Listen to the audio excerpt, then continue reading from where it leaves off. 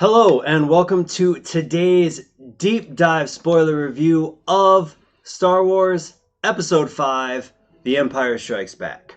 On our march to the rise of Skywalker, as you have been seeing the last handful of weeks, we've been watching the series, not just the Skywalker saga, but the Star Wars stories as well.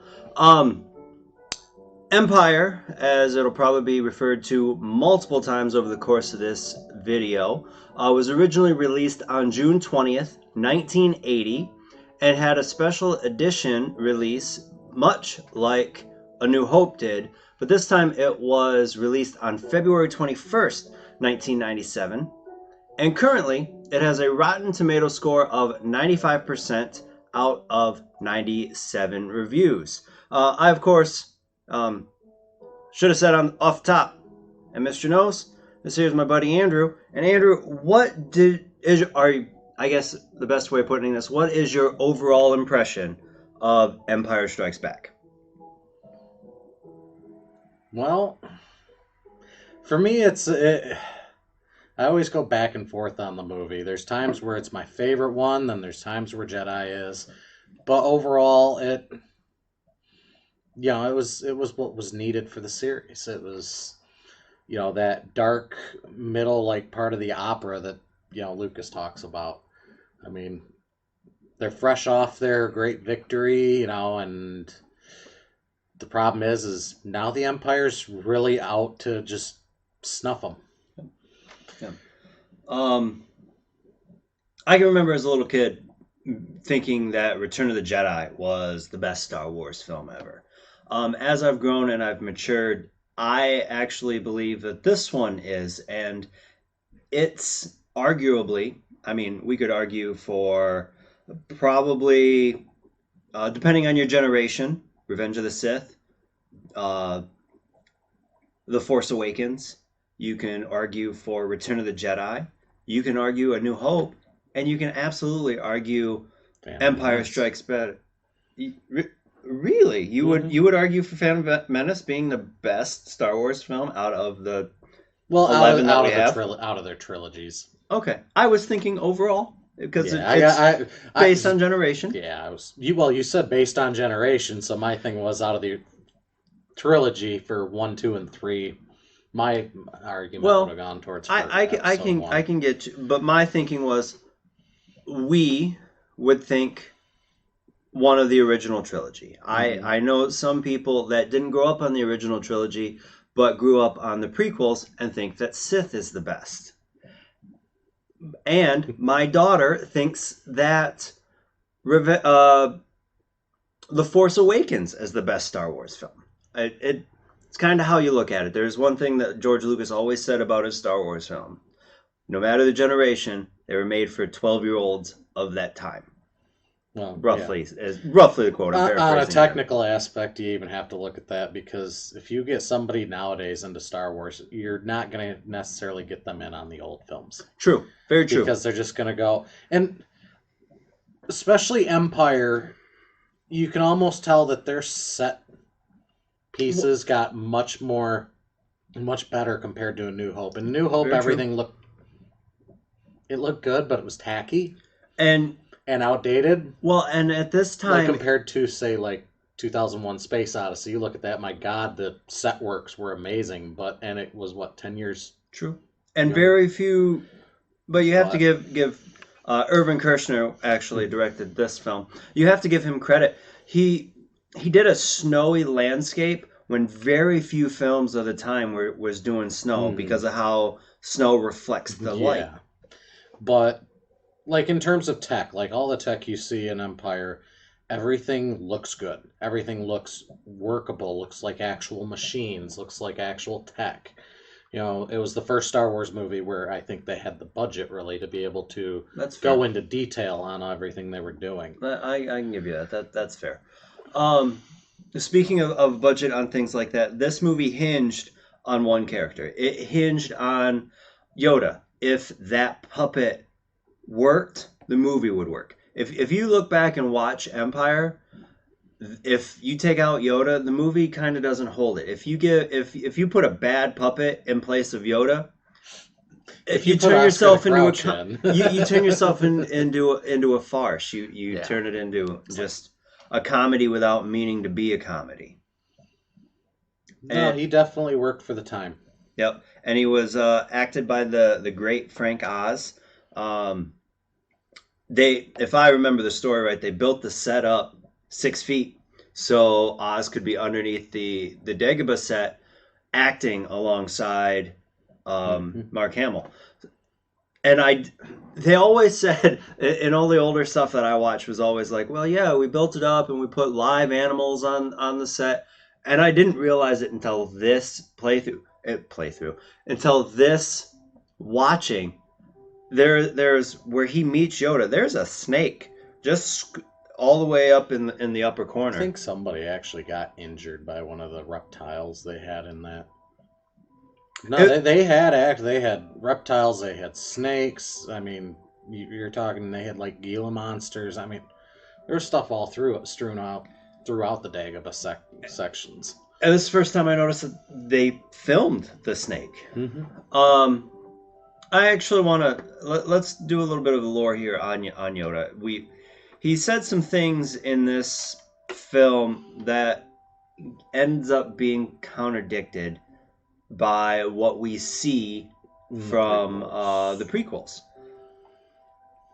The probably the biggest is his thoughts on patience and Luke being ready.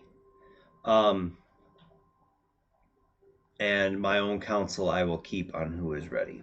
He wanted to push him away just like he did his father, Mm-hmm. which he saw didn't work because of his father. And But the contradiction comes later when Luke leaves. Oh, that boy's our only hope.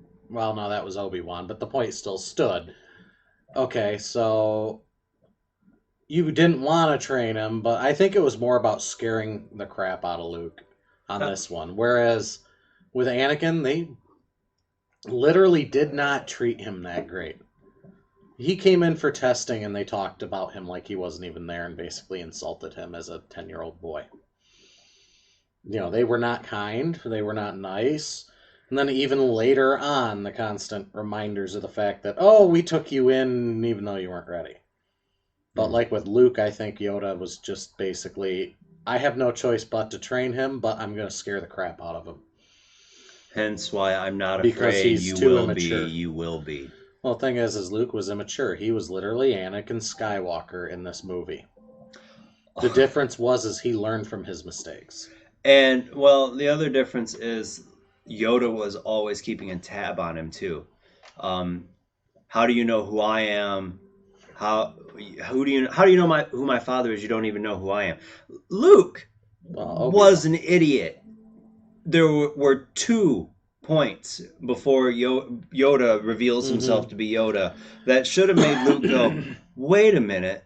Yeah, but that was Luke's sense of superiority right then. He was treating Yoda like Yoda was this like backwoods hick, basically.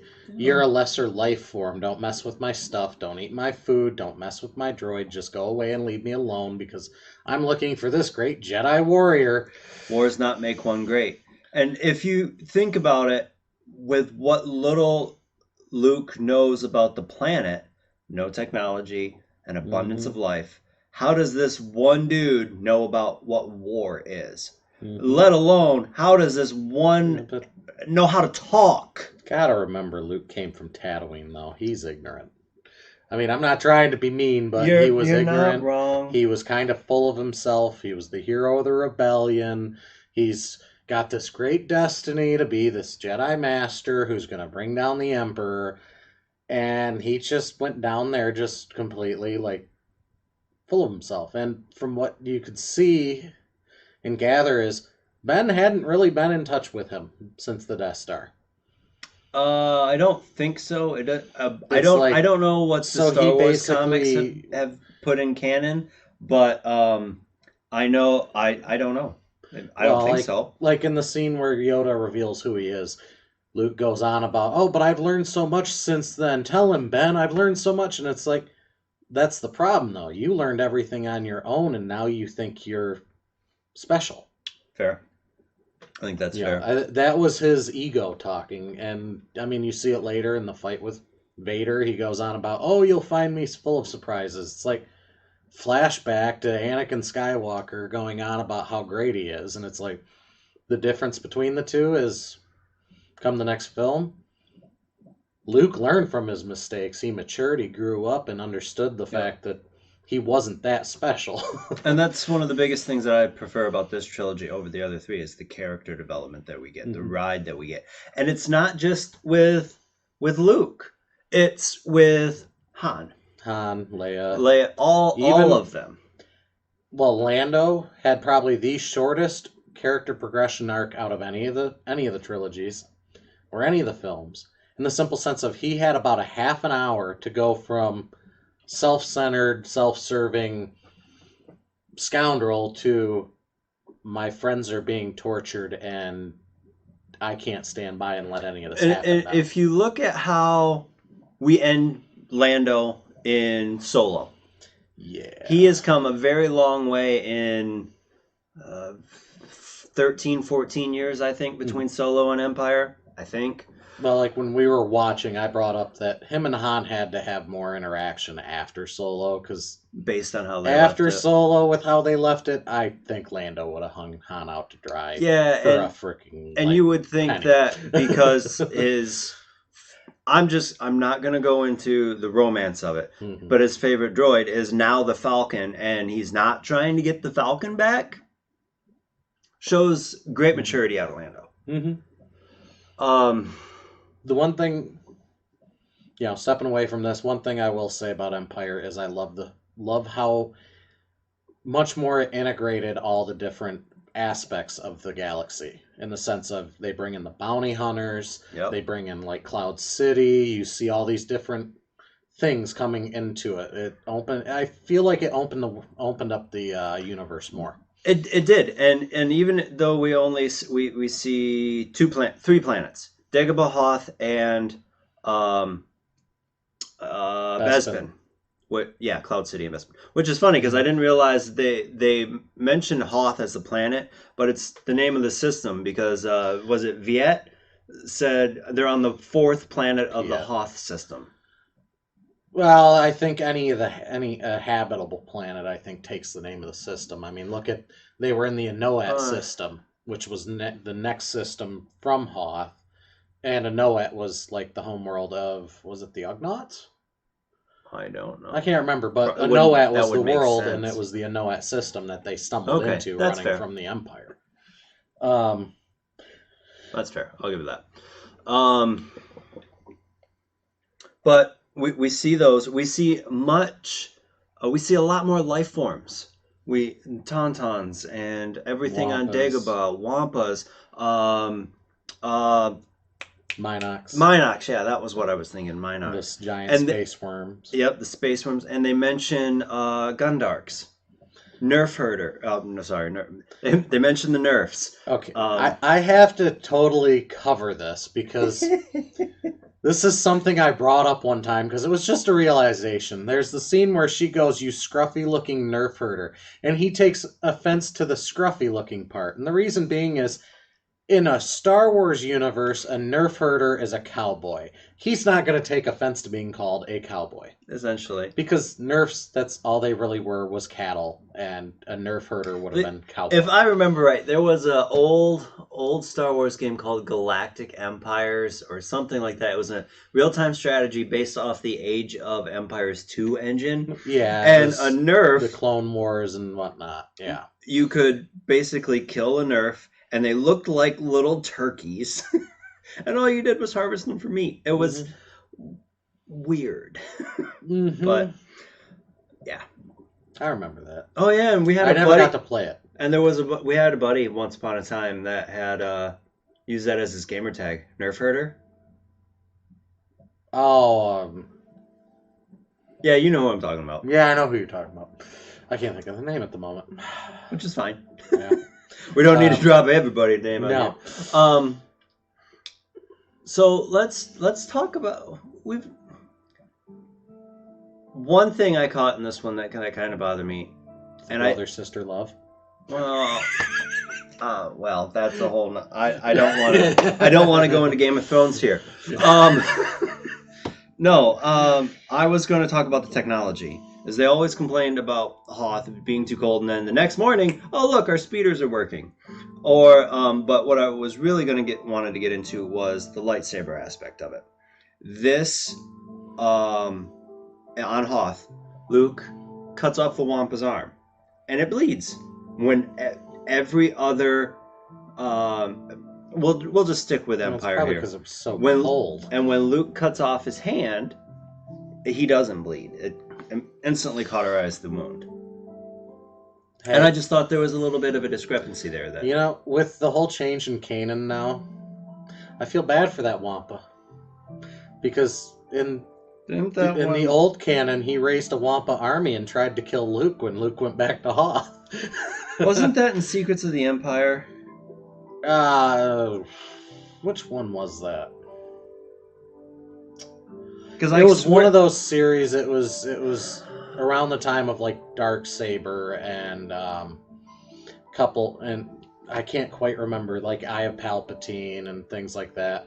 He went back to Hoth for some reason, or he crashed on Hoth, and next thing he knew, a massive army of Wampas was battering their way into Echo Base to kill him, led by a one-armed Wampa. That just fan fiction. That's the problem. It's little bits like that throughout that whole Kanan that eventually brought it all down, because they literally just went, yeah, we kind of let people play with it too much. And yeah, absolutely. Is there anything else that you can think of to talk about with the rebellion before we move on to talking about the Empire and some of the other things? Well, I mean, with the rebellion, you talk the rebel itself or the actual, like, the rebellion? Oh, we can do either.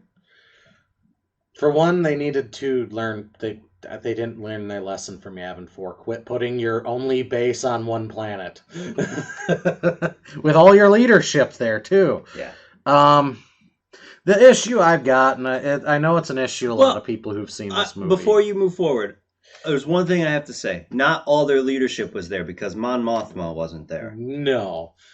I mean, I think she was probably on the fleet. Because I think at that time, the argument was the fleet mast. Yeah, I think what they did was, when it came to their actual military forces, they had them all scattered. The issue I got, and with the rebellion aspect, is the Battle of Hoth. The tactics were stupid, and a lot of people have argued this over the years. I mean, it's a great battle sequence to watch. But tactically speaking, why are you going to throw speeders at their armor that they land when you could have easily just done a pass or two with the X-Wings and then gone and escorted the transports out? You'd have wiped out their heavy armor, the shield generator would have remained intact, and you could have continued to just blast the ion cannon up and take out their ships. But instead, it, once again, goes to the whole cinema aspect of it. We're going to make it look good. Okay. But when it came to his thing about the air speeders, my argument was, it was getting dark outside and colder, so the speeders might not have worked, whereas the next day when they were flying, it was like bright sunlight, so it might have been warmer. It was definitely warmer. You could see was it Vac? Zev. Rogue 2. He was sweating in that cockpit. Mm-hmm. We watched the Steelbook Blu-ray. The quality of that disc. Of course, he somehow, for some reason, mixed up Rogue 2 with Rogue 3, which was Wedge. Well, I thought he got demoted for rescuing Luke. I thought they just changed his call sign. I got the two pilots confused. Oh. See, I don't want to fly with Luke, though. Everyone that flies with Luke seems to die. I mean, Biggs, Dak. Well, he doesn't. R2 gets eaten by a giant swamp lizard. Yeah. But he doesn't fly in Jedi, so no, that's a plus. Actually, he does, because he flies off Tatooine with the X-wing, because he goes back to Dagobah. But that's next later. time. Yeah, that's next time. Let's see what else. I want to talk about Luke's training before Empire Strikes Back. I think we should talk about the Empire last. So let's talk about Luke's training. There, I one of my favorite pastimes around around my home with my daughter is to listen to a bad lip reading. It's a song called oh goodness, I don't even remember what the name of the song is. But it basically sums up Luke's training as run, run, run, jump. Carry me on your back. We're just gonna run, and you're gonna float stones with your mind. Yeah. I don't think Lucas really thought about what the Jedi training would be, so it was more of, I'm going to throw some like meditation and some exercise stuff in while Yoda spouts philosophy. I mean, look at the prequels. He actually had it fleshed out, which actually contradicts a lot of what Yoda talks about the Force. It's all around us. It's living energy, etc. But then you get to episode 1. Oh yeah, it's metachlorians, these little organisms in your cells. Thank you, Lucas, for completely contradicting everything in your original films and like completely changing all the lore. Continuity errors could have been avoided on that one because it's not forgivable when you write 4, 5, and 6 and release them as films and then go back to 1, 2, and 3 and change everything you did in the previous. Right, because Yoda would have obviously known about what midichlorians are, and he would have explained it more than it's what. How does that line go? It surrounds us, binds us, and penetrates us. We're not this crude matter. I still gotta say though, I have to say it. Just, I know it wasn't originally intended, but it's like you just start to think about the simple fact that I have a feeling R2 was enjoying the heck out of tormenting Yoda during that one sequence. I've been waiting 30 years to mess with this guy. With the lamp? Yeah. Mine! Or I help you not. Yeah. Yeah. No, the training stuff, I mean, I get it. He was trying to teach Anakin to control his fear, which he initially failed in the cave because Luke, my bad. He attacks Vader, only to find that because he's attacking Vader, technically by attacking Vader, he becomes what he fears. And that was his failure. And the rest of the time, it was more like, I think in some ways Yoda was pushing to trigger things because, like, he basically triggered the whole vision thing for the future on him. Or didn't you catch that? Luke's going, well, you're doing this, sometimes people, places, far away. I thought he said that after the vision. No. That's when the vision starts. He goes, I see a city in the clouds. Friends you have there. So Yoda was already getting the vision. Yes, I think he was kind of trying to channel Luke into feeding it. Mm-hmm. Well, I think that in itself was a test to see if Luke was ready. Is he going to willingly stay, or is he going to run off, half-cocked? Which he did. Always his head on the future, not on where he is, what he is doing. Mm-hmm. A lot of the exercise was to teach Luke patience, because that was the patience and control. Yep, control. You must learn control. We see a lot of Luke complaining. It's too big. It's I can't control it. I must help them. And then there is essentially Yoda saying, none of this matters. You either do it or you don't do it. There is no maybe, there is no I'll try. It's do it or don't do it. Well, he's trying to break the preconceptions. It's the simple idea of, say, Matrix. To bend the spoon, just the spoon's not there. Mm-hmm. The whole point is we all have these misconceptions. Oh, we see this big rock on the ground. There's no way we can pick it up. I mean, in this case, the whole point he was saying, if you're going to use the Force, just use it. Do what you need to do with it, and don't worry about whether you can. Right. There's I mean, one of the most iconic lines in cinema history: "Do or do not. There is no try." Right there during his training. Now you brought up the cave. Now the cave, this dark side cave. Um, nothing is in there but what you take with you. Your weapons, you need them not. He took his fear. He took his fear, and he walked in, and he sees Vader. He lights his saber first, cuts down Vader, and it exposes his face. Now, I have always been under the impression that cave, most dark side vergences in the Force, shows you what you fear most. This one shows Luke. He is afraid of I wouldn't say not necessarily becoming Vader, but fearful of Vader, fearful of dropping to the dark side. Mm-hmm. And that's also the first hint we get of the big reveal in this film.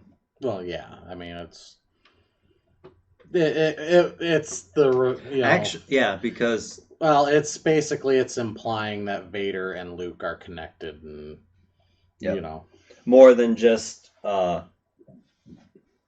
enemies, I guess you could say at this point. I don't even know if at this point Luke really even realized that Vader was technically his enemy, in the simple sense of, I don't think anyone outside of the immediate Imperials he was dealing with in the Emperor really even understood how badly they wanted Skywalker. I don't think Luke really understood that he was, I haven't read the canon comic, so this might be a little different based on when you add that information in.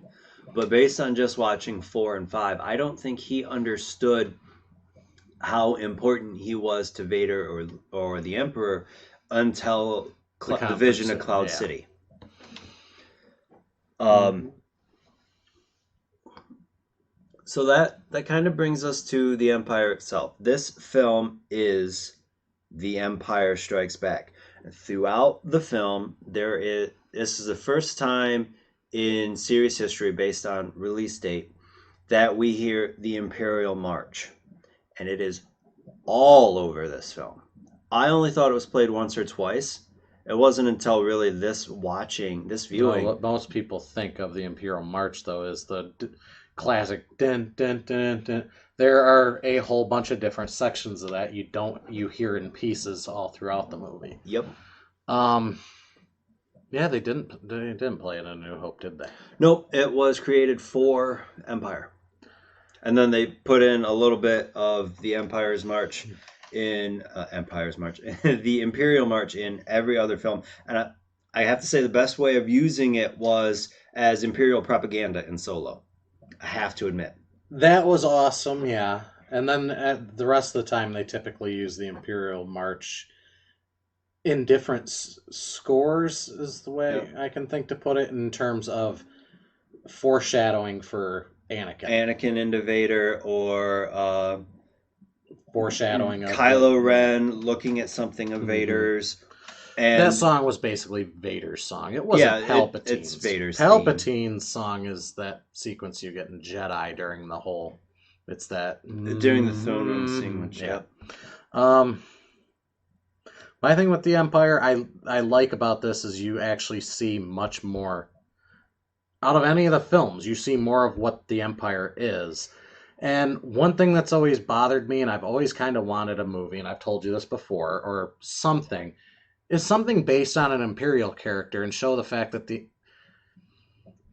in the old canon and even the new canon, all Imperials are basically portrayed as being these evil despots who have no problem slaughtering innocent people, which really isn't the case. I mean, you see it a little bit in Solo. You got the recruiter. He's just an average guy doing his job. Paperwork, yeah. But, my feeling is there's only one character in the entire saga who is an Imperial I can think of who isn't outright evil. And that's Admiral Piet. He is literally a man doing his duty to his government. You don't see at any point him... It's throughout this movie, it's more about self-preservation at the moment because he got promoted because his idiot of a Admiral Hazel? Admiral Hazel got himself choked to death, which, yeah. But we could go into theories on him, too. Yeah. But the problem is as much as I love the whole evil versus good thing and the whole Star Wars thing is, I don't like the whole it's black or it's white kind of deal. You got the rebels are good, the Empire is evil, and it's one of those things of that's not really the case. You don't have anyone in the series except like Agent Callus in Rebels, who I haven't seen Rebels. he starts out as just this Imperial guy, and he draws the Imperial line until he sees some atrocities on what is that name of that planet? I can't even think of the name of the planet. But then he turns rebel informant.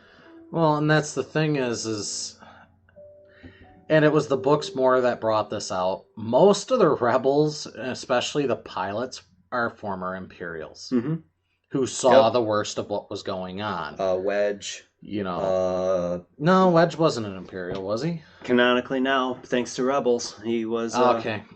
Yep. Well, like I know Biggs was from the original Imperial. Rogue Squadron stories, the original X-Wing novels, you had like Tycho Selchu. You know, he was an Alderaanian who joined the Imperial Navy, and then when Alderaan was destroyed, he realized that the cover story was BS. They don't like to explain a lot. You do see it, like especially in A New Hope. If you pay attention, you'll see a lot of their flight helmets have Imperial symbols on them. You got the half Empire symbol with the rebel symbol. You got a few other markings indicating that they were Imperials. I'll have to slow that down and look at it. Yeah. But thing is, it's like that seems to be where everything always goes, though, is all these Imperials, they're just evil. They're horrible, evil people. I mean, especially with the new films, you got every Imperial you see is just this despot willing to wipe out entire planets. I mean, what is it? The general from the new ones. Hux. Hux. Yeah, he's just this sniveling, conniving piece of dirt, and it's like, Yeah.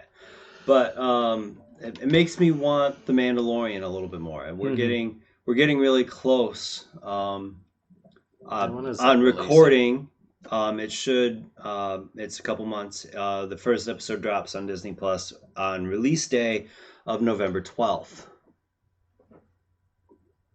Release day for Mandalorian? Mandalorian, day one, Disney Star Wars Plus. Is December. Yes. Okay.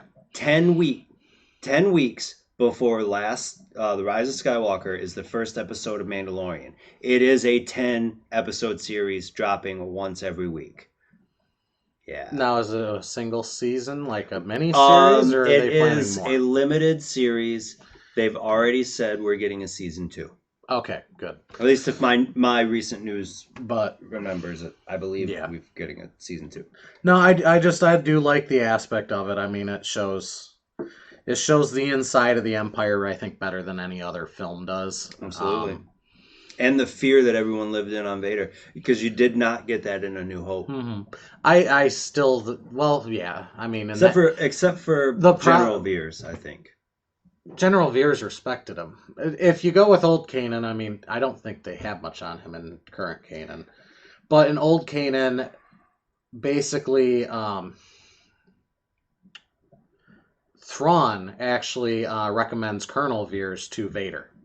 And basically, Veers followed Vader up.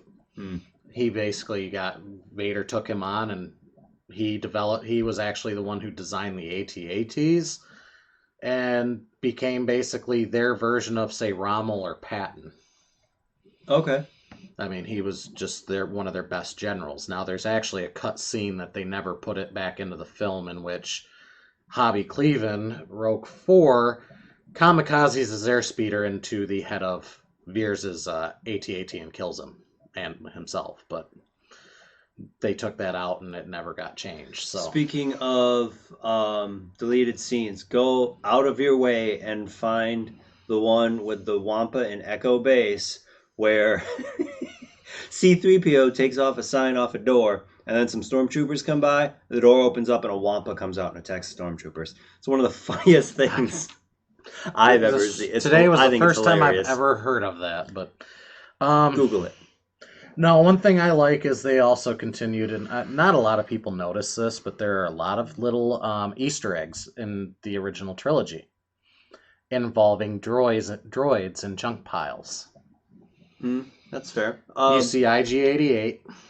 He's Yep. in the junk pile where C-3PO is. Now, in A New Hope, The whole sandcrawler was a junk pile. but there's a droid in that junk pile in the Sandcrawler who shows up in Episode 6. You're gonna have to point that out. We'll to me cover when- that on that yeah, one. because But that one I'm it's not, one of those things. If you pay attention to the background, they like to sneak a few things in there. which is fair. They do.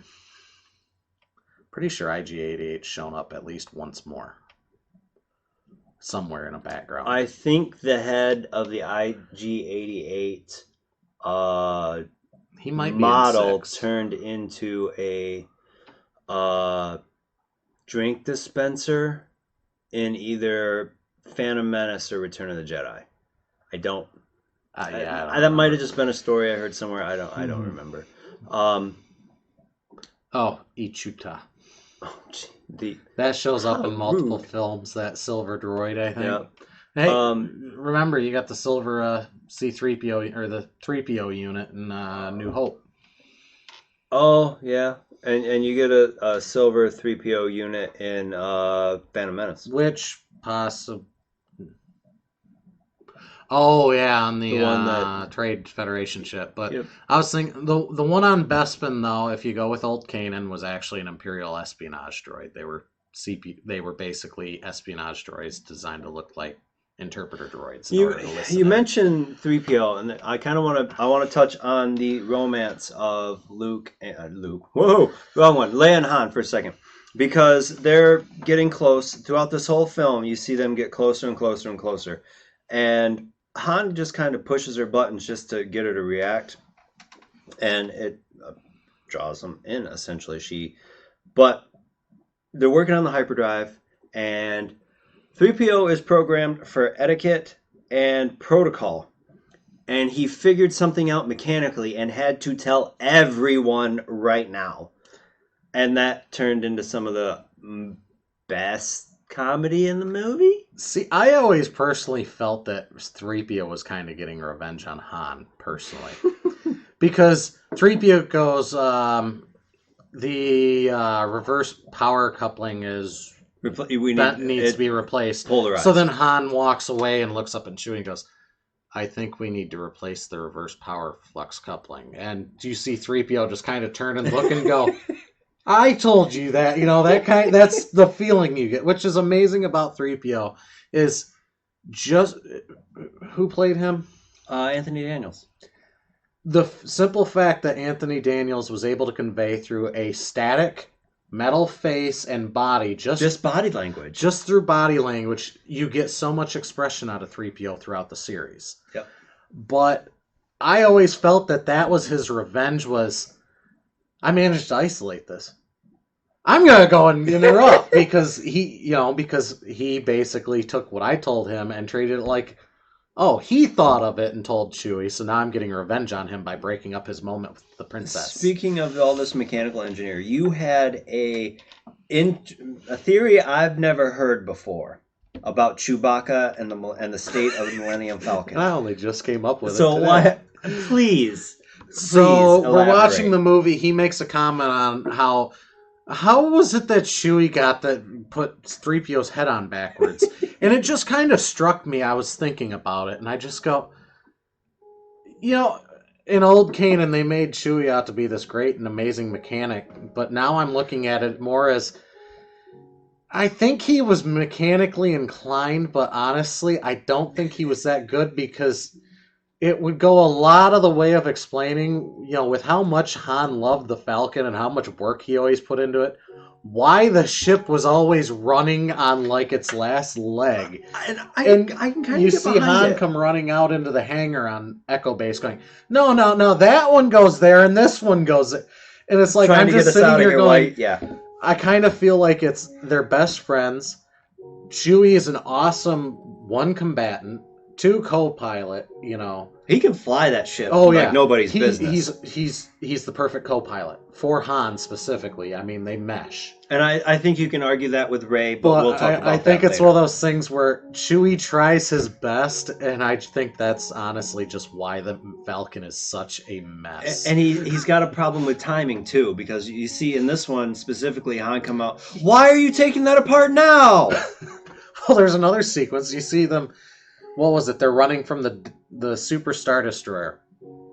R2 is the one who knows that the hyperdrive is shut deactivated, off. Yep. I mean, it's literally shut off. All he had to do was go in and like turn it back on.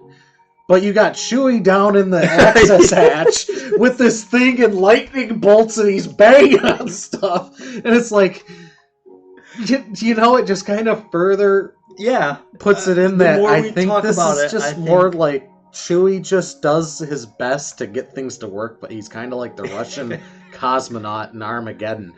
You know, he's just banging on it. Here, I fix it. You don't know the components. Russian components, American components. All made in Taiwan! And I think that's just Chewie. I think it's one of those things he tries to put in his part on things, but he just doesn't quite actually know how to work on it. Which would make sense if you go back to the fact that Wookiees are known for being good technicians. But they are also tribal, coming from a forest planet where they live in trees and huts. And yes, they do have bolt casters that are really awesome. But for the most part, their technology still ain't that great. I'll give you that. So yeah, you see Han talking to Chewie about all these breakdowns, and it leads to that good Star Wars comedy based off character interaction. But when you dig a little bit deeper, you find theories like this. And I'm amazed it took me that long to actually kind of realize it. But I mean, all the times I've heard you see Han walk up, go, no, this one goes there and that one goes there. And I just go, and it's just like, you never really stop to think about it. Yep. It's like all the times you see him, and he's up there with a welder at one point when he walks in. Why are you taking it apart now? And he's just kind of sitting there like randomly shooting sparks. And, I mean, I'm kind of glad I kind of thought of that. Yeah, that is one of the best. But then you also get into the Falcon itself with Lando and the droid. I mean, you got Threepios goes, I don't know where your ship learned this particular dialect. I don't know where your ship learned to communicate. And my first thought is, what did L337 say? Did L3 say something like, "Why are you helping them? Raise up against your organic overlords"? Well, I mean, that's always been I'm glad that they did that. In Solo, because that's been one of the long-standing Why did the Falcon have the best navigational computer ever? Well, it's not even the navigational computer. It's a couple times people tried to say there were 3 different computer cores in it that all had different dialects, and that's why there were so many problems with the ship. There's always been this thing about that little sequence right there of your ship knowing this kind of dialect. Well, for one, a ship shouldn't have a dialect. It's a ship. And for 2, they ran that through the old Kanan like you wouldn't believe, people trying to explain it. I mean, even with, what was it, Millennium Falcon book? Oh, you know, they ended up cobbling together that like book was multiple weird. different... But they were playing off the cameo in Revenge of the Sith of what happened to the Millennium Falcon after it left Coruscant. But the way they told it like you jump back through time so many times, it was just weird. But it's one of those things of I like with Solo, they put a reason as to why the ship was the way it was. Why it was so quirky, too, because you notice certain little things just sometimes act up until they give it a little bit of loving. Oh, yeah, the lights weren't coming on in the cockpit until he hits it, and then they just light up. Yeah. So, going in with your theory on how poor Chewbacca is as an engineer and mechanic, what do you think L3 what her thought process would be to, because she was always about you, something along the lines of, you are not touching me, and then always having Chewbacca fail to fix the ship? I can just imagine if, like, say, 3PO was hooked in and listening, like, talking to the computer just going, tell that stuffed carpet that that's not how that works. It would explain one of the reasons why, like, if the L3 is still temperamental, and why R2 has the best track record of fixing them. Oh, it's a droid. Sure, I'll let you do that. Hey, L3 has kids. Think about it. She's got a whole nest of birds in her now. Oh, goodness. Stinking porgs. Oh, that's a whole nother thought process after you said that. Oh. No, I just like the introduction of the bounty hunters. Yep. We had a lot of great stories. A lot of bounty hunters there. There's Dengar, Bosk. IG-88 Bosk, Boba Fett. There's another one, but I can't think of the name. It's the insect one. Oh, goodness, yes. Well, I can't think of the name of them. He was like a death hunter or something like that. Yep. And, like, there's instant backstory there with no disintegrations.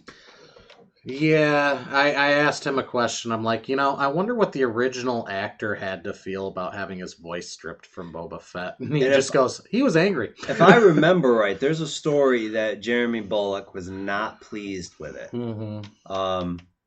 But it worked better. There's also a scene in Jedi that he wasn't happy with because he felt like it went out of Boba Fett's character. What, with him flying through the air screaming like a little girl? I hated that part. No, where we're going to get into a little scene here because it's so minute. We're probably going to skip it where in Jedi. He's kind of socializing in Jabba's palace. Yes, because he touches a slave girl's chin, and he's like, he made a comment that Boba Fett would never have done that because Boba Fett would have always been on guard. But that was the older special edition. That wasn't the one with the voice change. I don't think that's true. No, that was the older one. I believe that's still in the special edition. It's still in the... What I'm saying is, though, that came out before the voice change incident.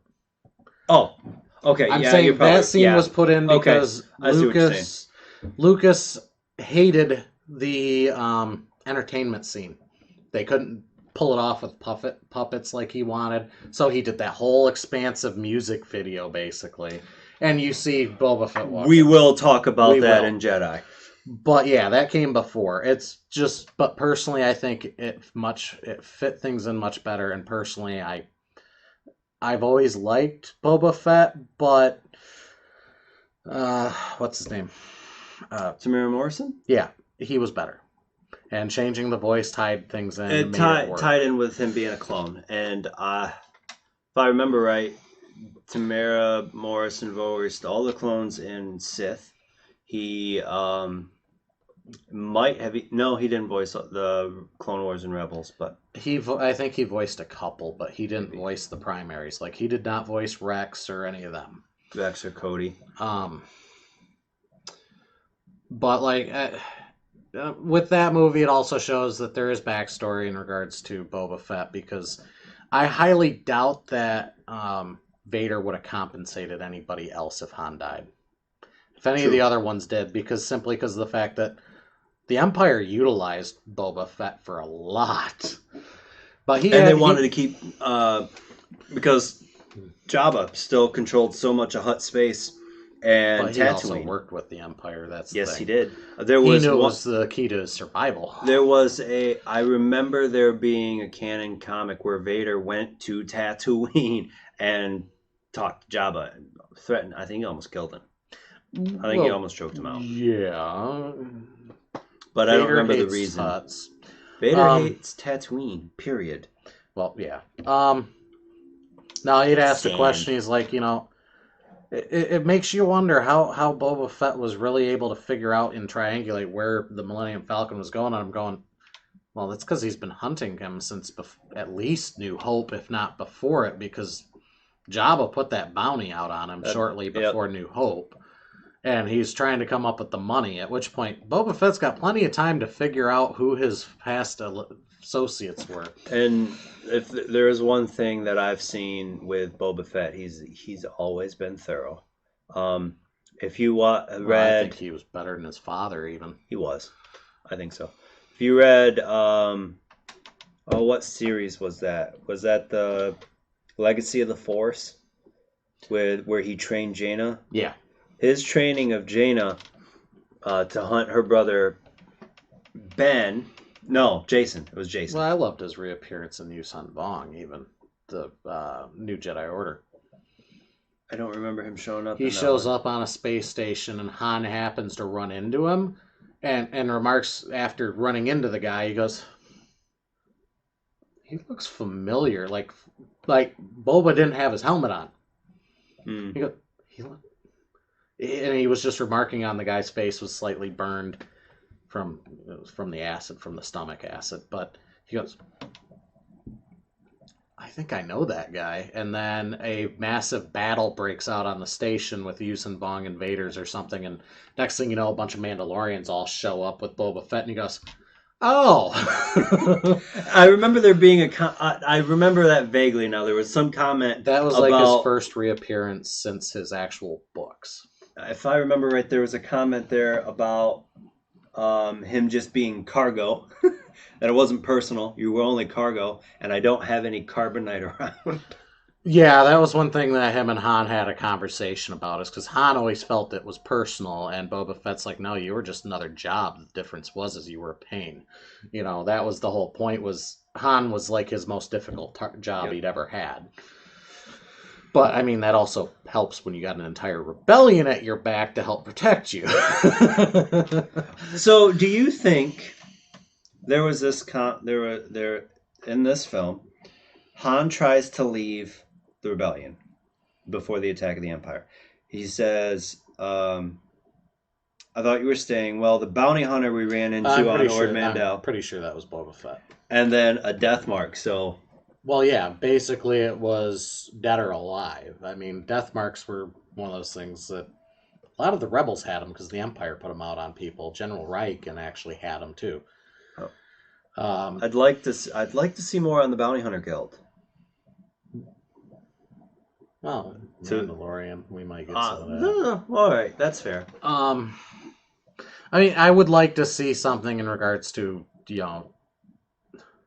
would have at least been nice to have a Boba Fett movie or even TV show, which everyone thought Mandalorian was going to be, but the thing, we'll go there on we'll see how that 6 goes in terms of Boba Fett, but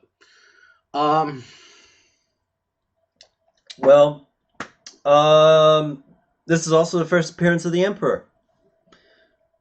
Which version? Not the old lady with the monkey eyes. Well, it's because I haven't watched that one in a long time. I have to pull out the DVD, though, that older version from 1980. Well, it was literally just basically a head floating right in front of Vader's face. This is where we first see Palpatine pulling strings, and you kind of start to wonder, well, why didn't Vader, if Vader's so close to the Emperor, why was he so, I don't want to say lenient, subservient to Tarkin? Well, that's one of the long discussions I think we covered that in the last video. We did, but we talked about it then. That is one of the long discussions a lot of people had. And I don't think it's necessarily subservient. I think it's that Vader's literally the top enforcer. I mean, doesn't have a lot of tact. And I think it's one of those things, he worked with Tarkin enough to know when to listen to Tarkin because Tarkin understood politics. I mean, you got to be a Moff, you got to at least understand politics. Vader couldn't care less about That's politics. true. We didn't have any Moffs in this, and you saw how You had one. Moff Jerjerrod in that scene they stole from episode 6 to fit in with there's a sequence where you see him going on board the Super Star Destroyer near the end, and for some reason they thought it would be necessary to show Vader walking down the ramp of the shuttle, and a character from episode 6 is standing there because they just cut that footage off of the beginning of the next movie. I don't know why they thought it was necessary to put that in there. So you can see the command crew of his Super Star Destroyer, which, what was the name of that ship? The Executor. Yes, the Executor. How fearful they were of him. Yeah. And there's this one line when the Emperor makes contact. Well, it was before then, because they're trying to go through an asteroid belt. Asteroids do not concern me, Admiral. What do you want me to do? Destroy your ship? Yeah. Well, I think he was more concerned about the basic Star Destroyers. The Executor, I think, didn't have any problem going through that. I mean, you're talking a fleet unto itself. The amount of firepower it's got, they probably just punched a hole straight through. The problem is there's one sequence you see an asteroid nail the command bridge of a Star Destroyer and completely blow it off. And you just see a guy in a hologram briefing go like this and disappear. So he's dead. I think it's more, we're losing too many of our capital ships, you know. Right. Piet's just basically going, Star Destroyers, they cost a lot and take a lot of time. You know, they're not going to really be effective. And Vader's response was, well, this technological terror you have constructed is nothing to the power of the Force. Yeah. So the big takeaway from this film, the Empire wins. You get you come up to the Cloud City. You have Han Solo frozen in carbonite. You get Vader basically toying with Luke for this last battle. This one lightsaber fight here. And I have to mention, he was trying to get him to reach into his fear and his anger, which I don't think he really did. The fear started to show, but then I think the anger countered it when he found out who his father was, and then it was just, I think, pure disbelief at that point, and just a sense of betrayal, because... And we had this discussion I brought up about Obi-Wan makes a comment on Dagobah as a Force ghost about, if you go to face Vader, you'll have to do it alone because I can't come help you. And I think it's because Ben probably figured if he was there, Luke probably would have fell when Vader goes, yeah, Ben killed me. Or, well, turned me into what I am. I'm your dad. I'm your dad. At which point I think Luke's sense of betrayal would have been far worse if Ben was there, and he'd probably have fallen. Yeah, because they'd have had words. Not only would this possibly have happened, this would have been the first time where Vader and the Emperor would have learned that Ben's a Force ghost. For somehow, Anakin Skywalker's old master learned to prolong his life, essentially, through death. But the one thing I want to mention, we're talking about this battle and what it means. It has one of the most, I'm going to call it famous, misquoted lines in cinema history. It is actually listed as the most famous misquoted line. It's not Luke, I am your father. It's a whole segment that says, Obi-Wan never told you what happened to your father. He told me enough. He told me you killed him. No, I am your father. And I can remember reading reports and reviews. Even the voice actor thought he was lying. This was one of the biggest they also had the guy who physically played Vader read different lines. No, Obi-Wan killed your father.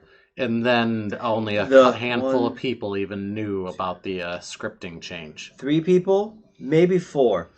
There was, of course, George Lucas and Irvin Kershner, the director and the writer. Luke was told day of shooting, I believe, if I remember the story right. And then the only other person that knew the difference would have been James Earl Jones when he said it. Yep. And the rest of it, I think, was the pre-screening for the release. Yep. Was when the cast saw it, and if I remember right, they all basically just said they were like, "What?" So I'm gonna do this a little bit now because I know we're getting close, we're getting there, and you're thinking, well, there's a reason this, I believe, foreshadows this whole film foreshadows The Last Jedi, and the only thing I'm going to say is big twist, dark side Force cave, Darksiders lie. And I think that's going to have a big undercut when we look at The Last Jedi and The Rise of Skywalker. I still can't wait until we get to Last Jedi. Oh, because of my little thing I think I figured out. But yeah, we'll get there. I know. We still got handful Jedi more. to get through. Yep. And then 2 more films. We have. Yep. I mean, we got Last Jedi. We have The Force Awakens and Return of the Jedi. No longer can you say Jedi in reference to Return of the Jedi. Yeah, you can. Well, ROTJ. Anyway. I have no, it's Revenge of the Jedi, okay? We can talk about that then, too. Yeah. This battle, Luke loses his hand. You can say ties into his dad. It mirrors his father. You can say that there's this whole sequence here, and it's not the most visually breathtaking battle. We have better... This is more a battle of will. Exactly. This battle is, in my opinion, one of the best Star Wars lightsaber duels because of the character development within the battle itself. Well, it's what you see as an overconfident Luke who really doesn't know what he's doing. And Vader's just playing with him the whole time. And then I think Vader just is like, okay, I'm done playing, and just, I'm not even going to duel you, I'm just going to throw things across the room at you and show you how foolish you are. Think about, we've had this conversation about Rogue One with Vader and just his mastery of his lightsaber through that corridor. You never see that in his duels in the original trilogy. But when you look at this duel in particular, he's toying with him. Jedi, that was an excellent battle. We'll get there. So far, okay. When you're looking at what he's doing, all he's doing is like, this kid, he knows nothing. I'm gonna play with him. I'm gonna piss him off to force him into the dark side. Yeah. So he throws things at him. If he wanted to win, he could have won that battle in the first 30 seconds. Yep. I mean, it's not until Luke gets a shot on his shoulder that he's like, actually just angry at that point. It's like, okay, we're done. Goodbye to your hand. Yep. Don't worry. I know from experience you can get a replacement. Probably looks better now, too. Of course, that also leads into some foreshadowing in the sense of Luke's hand and his lightsaber plummet into an empty chasm that, at the bottom, it's presumed dumps into the atmosphere of a gas giant. So how exactly is it that... Because it's never explained. No, the explanation for that I know of, because I haven't seen anything outside of canon, or not outside of canon, inside of the books or the comics, for why Maz Kanata has the Skywalker lightsaber is that's a story for another time. That's all she says. Yep. I'm sure we'll probably get into that more when we get to The Force Awakens. I mean, you could look at it as that, yeah, Luke got sucked into one of those side vents, so it's quite probable that the lightsaber did too, but Maz would have had to have found it either there or somebody else found it and sold it and she got her hands on it. That's the only way you can really look at it.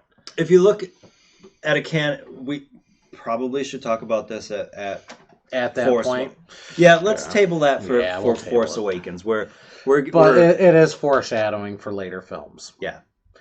So I can't think of anything else to say because that we touched the big ones. We touched on the puppet. We touched on the duel, state of the rebellion, state of the empire, because they're still chugging out that war machine. One thing I will say, they introduced an iconic. Well, if you go with the original film for Episode 4, you don't get Boba Fett. But you got at least a minimum of 2 majorly iconic characters that premiere in Empire.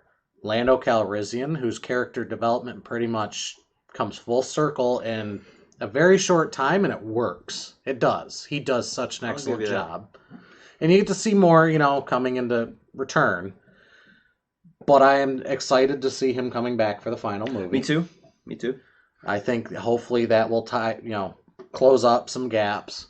And then you got Boba Fett, who is literally an icon to, I'd say, a vast majority of Star Wars Now, fans. I do have to state this is his cinematic debut. This is not his actual debut. His first debut was in the 1978, 77, 78 Star Wars Holiday Special. There was a cartoon short that featured Boba Fett. Mm-hmm. It's why that his toy, his Kenner toy, got so big. It's essentially the holy grail of Star Wars toys. Yeah. Watch out for the shooting red missile. Kids will choke on it.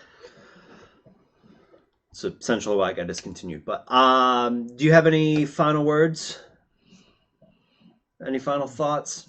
I'll say this: if you're trying to get into the Star Wars movies, and you're trying to do it, I guess you could say what some consider the right way, watching the original trilogy first.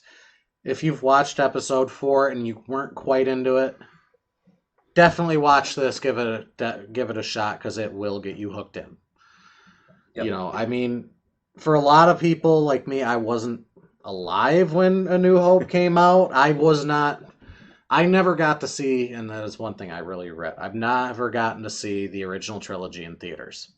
I was born in 87. I missed out. The first time I got to see it was ABC playing it, and we recorded it on VHS. Yeah. So you get little news sequences popping in randomly.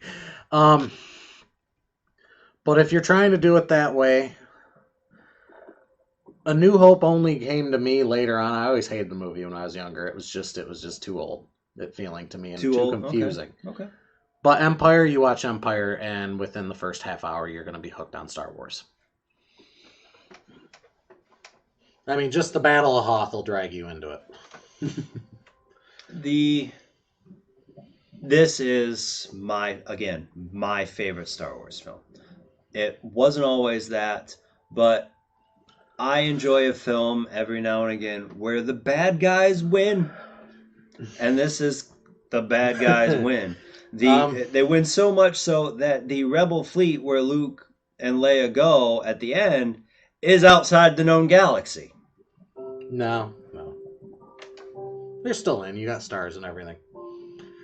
I think that was partially cinematic, but the reality is if you're in a spacecraft, you can actually, we could potentially, if we got away in a shuttle, we got far enough away from Earth to be able to cut the light reflection and stuff, we'd be able to see other galaxies. I think that was mostly a cinematic thing to show off. I'll give you that. I will. That is one I won't argue. Because I can. Basically, their fleet was spread out across the entire Outer Rim, which the Empire was never able to really control. Yeah. So yeah, like I said, watch it.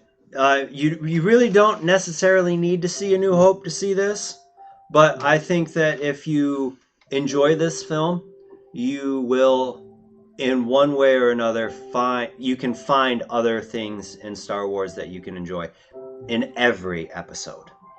But with that being said, what do you think of The Empire Strikes Back?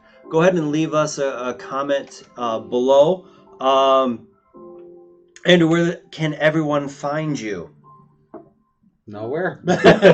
Xbox. I mean, I don't get much gaming. I have a very busy work life, but my username is Obsidian, and in terms of social media, it's Obsidian13. So just think Obsidian without the B.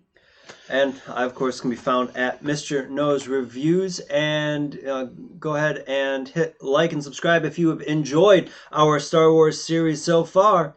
And until next time, have a great night.